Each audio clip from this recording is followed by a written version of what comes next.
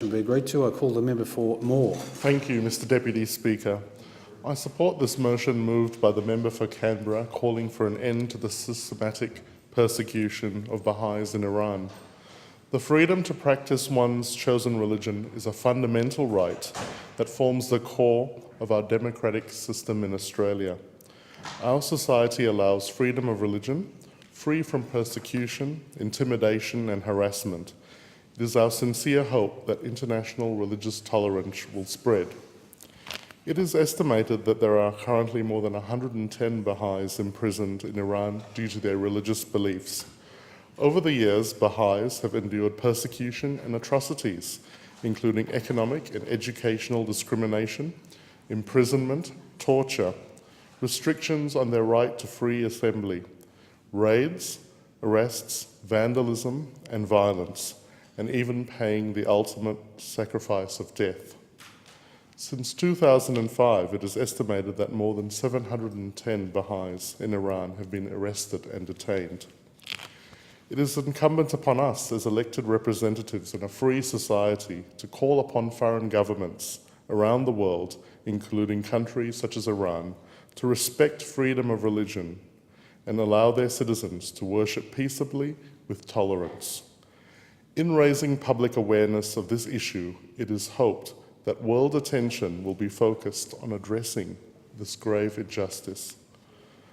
There is a strong Baha'i community in Western Australia, in particular in the northern suburbs of Perth. I have been fortunate enough to meet a number of Baha'is living in my electorate and in the areas surrounding. The first member I was introduced to was Mr. Miran Zair, a local businessman who made mention of his Baha'i faith. At first, I did not know much about their beliefs, faith, or history, but soon after, prominent members of the Baha'i community invited me to attend a cultural performance in the auditorium at Hales School, along with my colleague, the member for Cowan, which was filled to capacity.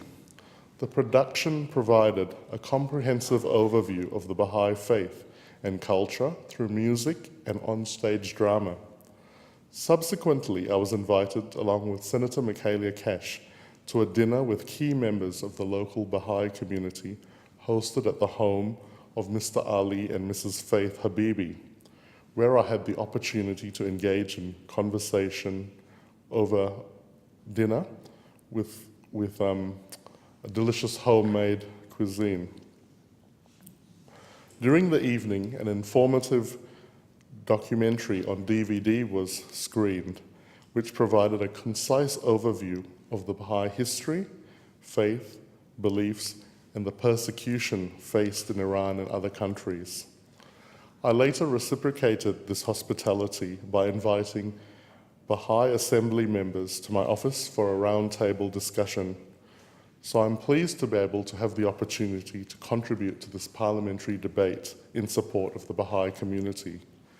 Through my association with the local Baha'i community over a number of years, I have observed its members are very peaceful, tolerant, and family-orientated. The religion could not be described as fundamentalist or extremist in nature. Rather, it is very moderate in nature. As I have become more familiar with individual members, I realize that they value education very highly, and with many members having postgraduate qualifications and having built professional careers in fields such as business, engineering, medicine, and academia, I note that a number of senior positions at my local Edith Cowan University are currently filled with prominent Baha'is. What greatly impresses me generally about the Baha'i community in Australia is the ability of its members to integrate and assimilate into Australian society by fully and actively participating in the development and advancement of our nation.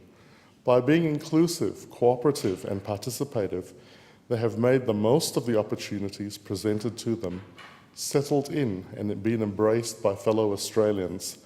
The value they have placed on education, professional achievement, and family values has seen them prosper in their new country. In supporting this motion for an end to the systematic persecution of Baha'is by the government of Iran, and more broadly an end to the persecution of Baha'is by governments across the world, I urge all governments to consider the potential contributions that can be made to society by allowing them to freely practice their religion.